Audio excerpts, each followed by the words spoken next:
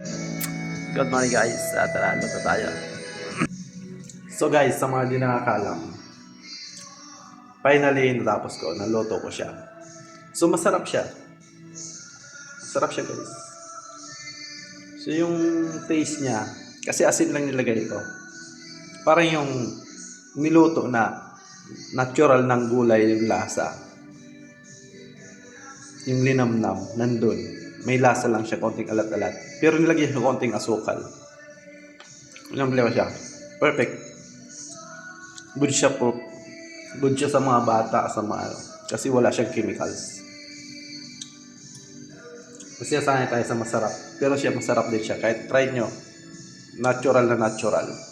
Sa mga nag-iiwas sa mga chemicals. Try nyo to. Gulay na ampalaya saka sitaw.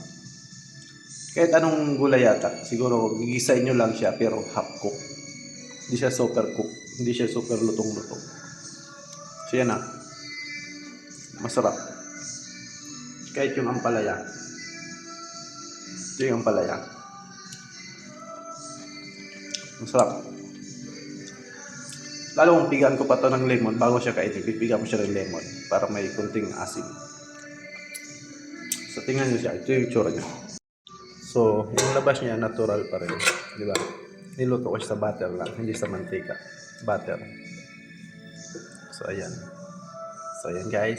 Try nyo guys kung gusto nyo. Sarap yan.